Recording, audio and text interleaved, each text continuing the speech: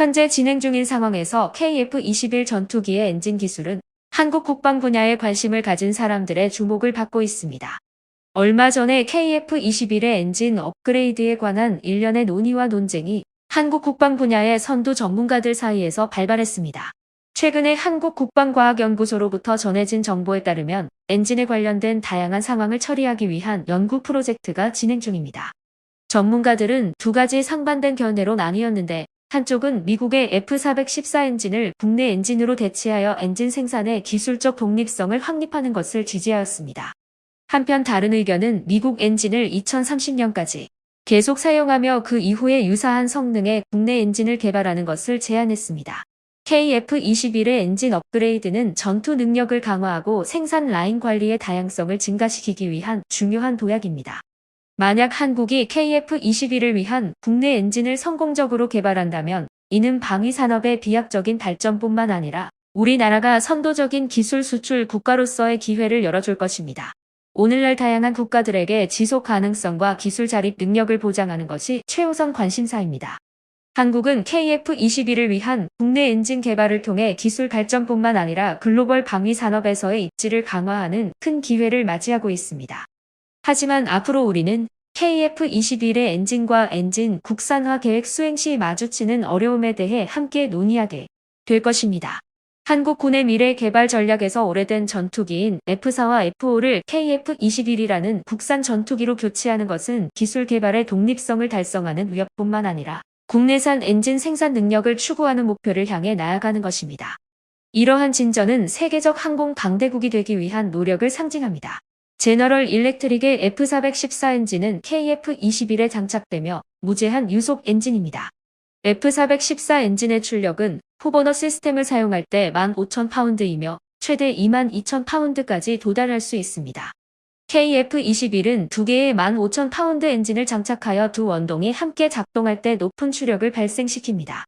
이 두 엔진의 존재는 엔진의 동력을 강화하는 데만 이용되는 것뿐만 아니라 하나의 엔진이 고장날 경우에 사고를 예방하는 데도 도움이 됩니다.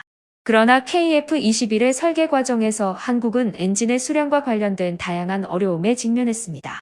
미국의 F-35 전투기가 단일 엔진을 장착하는 것과 달리 KF-21에는 한 개 또는 두 개의 엔진을 사용할 것인지에 대한 고민이 있었습니다. 결국 추가 비용을 감수하더라도 두 엔진을 KF-21에 장착하는 결정이 내려졌습니다. 결정은 KF-21의 국산 엔진 독립 생산 목표를 달성하는 기회를 만들어냈습니다.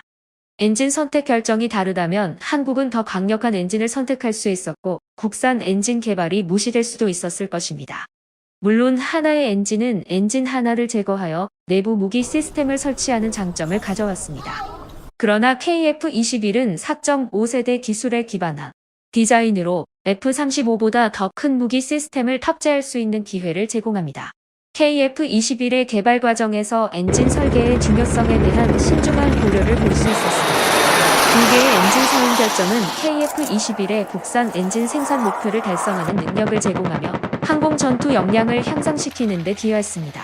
KF-21 전투기의 엔진 국산화에 관한 논의에서는 찬성과 반대 의견 사이에 의견 분분이 있었습니다. 엔진 국산화에 반대하는 사람들은 미국에 입증된 엔진을 사용하지 않고 성능과 가치가 입증되지 않은 국산 엔진을 개발하는 이유를 제기했습니다. 우리가 아는 바와 같이 전투기용 저가 엔진은 전투기의 성능뿐만 아니라 조종사의 안전과도 직접적으로 관련이 있습니다.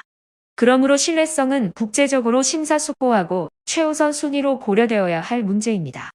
이 신뢰성을 얻기 위해 지속적인 땅에서의 시험 비행을 통한 지속적인 검증이 필요합니다. 현재 한국은 초음속 전투기 KF-21의 개발 단계에 있으며 이는 구매 의존에서의 독립을 나타내는 중요한 진전입니다. 그러나 KF-21을 위한 터보팬 엔진 생산은 많은 어려움을 겪고 있으며 반대 의견자들은 시뮬레이션 및 재생산 능력 문제를 제기했습니다.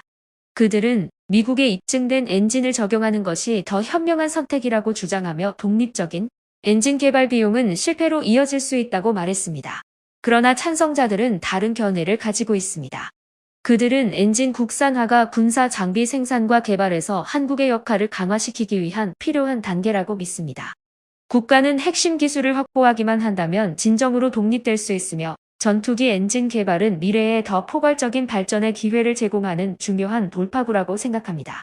이 맥락에서 KF-21 전투기의 국내 엔진 사용 여부에 대한 논쟁은 계속되고 있습니다. 의견 차이는 한국의 방위산업의 미래에 대한 열렬한 토론을 이끌었으며 엔진 국산화의 가능성이 성공과 관련이 있는지 여부는 최종적인 질문입니다. 실제로 한국의 KF-21 전투기에 장착된 제너럴 일렉트릭의 F414 엔진은 전 세계적으로 안정적인 제품으로 평가되며 신뢰성이 보장됩니다. 특히 중국이나 러시아와 같은 국가들을 제외하면 대다수의 동맹국은 자사의 전투기 라인을 발전시키기 위해 미국의 엔진을 선택하고 있습니다. 특히 유럽의 EJ200 엔진은 유로파이터 타이푼 시리즈에 사용되었지만 이 엔진의 수명 단축으로 인해 몇몇 국가들은 자신의 전투기 유지 보수 비용이 증가하는 상황에 처해 있습니다. 과거를 돌아보면 프랑스조차도 라팔 전투기에 16,000파운드의 미국 엔진을 사용하는 방안을 검토한 적이 있었습니다. 그러나 이 계획은 내구성을 중점으로 두며 수출 상황과 장기적 이익과 같은 요인들을 고려하여 취소되었습니다. 단기적으로 보면 KF-21 프로그램을 포기하고 미국 자금을 이용하여 외부 기체를 구매하는 선택은 피할 수 없었을 것으로 보입니다. 그렇기 때문에 현재 한국산 KF-21 전투기 엔진 국산화 프로그램의 시행을 고려해야 합니다. 더 나아가 국내 터보팬 터빈 기술의 발전으로 인해 국내 엔진 사용에 의미가 없다고 볼 수 없습니다. 한국은 현재 세계적으로 5위의 엔진 기술을 보유하고 있으며 KF-21 전투기에 대한 엔진 시스템의 신뢰성도 입증되었습니다. 한화 에어로스페이스는 국내 엔진 생산의 목표를 달성하기 위해 여러 프로젝트를 통합하고 국내 기업의 핵심 구성 요소를 할당하는 작업을 수행하고 있습니다. 이는 KF-21 전투기의 엔진 국내화를 촉진하며 국가 항공산업의 밝은 미래를 열어갈 것입니다. 한화 에어로스페이스는 펜터빈 신소재 개발에 집중하며 혁신적인 노력을 기울이고 있습니다. 또한 램제트 엔진 시스템의 기본 기술을 향상시키며 5,500파운드의 무인 항공기용 엔진부터 시작하여 15,000파운드, 심지어 후버너를 사용한 22,000파운드의 엔진까지 개발하고 있습니다. 그러나 최근 발표된 놀라운 발전도 있습니다. 한화 에어로스페이스는 후버너 출력을 18,000파운드로 높여 27,000파운드의 엔진 생산 가능성을 모색하고 있습니다. 이 결정의 배경은 KF-21 전투기의 최종 목표에 있습니다. 블록 3 버전으로서의 5.5세대에만 만족하지 않고 KF-21의 궁극적인 목표는 6세대로서의 다목적 자율형, 비행 및 조종사 지원을 갖춘 전투기 시스템입니다. 비록 엔진 성능 향상은 순전히 출력 목표에만 의존하지는 않습니다. 더 중요한 것은 초음속 속도의 엔진을 위한 고온 내열 물질의 개발로 이루어진 성취입니다. 이는 한국에서 세계 최초로 개발된 새로운 재료입니다. 현재 이미 1300도 섭씨에 견디는 내열 재료가 개발되었으며 1500도 섭씨에 견디는 내열 물질을 개발하기 위한 연구가 진행 중입니다. 다른 한편으로 22일 일간 콤파스 등에 따르면 프라보워 수비안토 인도네시아 국방부 장관은 이날 자신의 소셜미디어를 통해 전투기 현대화 사업을 위해 F-15EX 전투기 24대를 구매하기로 했다고 밝혔습니다. F-15EX는 F-15 전투기의 최신 개량형입니다. 프라보워 수비안토 장관은 보잉과 국방부 관계자들 사이에 양해각서 서명을 보이며 미국 미주리주 세인트루이스에 위치한 보잉 공장에서 찍은 사진을 게시했습니다. 보잉사는 미국 정부의 승인을 얻을 계획이라고 밝혔으며 그러나 계약 금액과 같은 세부 사항은 공개하지 않았습니다. 인도네시아는 한국과 함께 KF-21 전투기 개발을 협력하였지만 약속한 분담금을 납부하지 않았습니다. 대신 최근 몇 년간 다른 전투기를 대량으로 구매한 상황입니다. 작년에 인도네시아는 미국으로부터 139억 달러, 한화로 환산하면 약 18조 6천원에 해당하는 36대의 F-15ID 전투기와 관련 장비를 구매하기로 결정했습니다.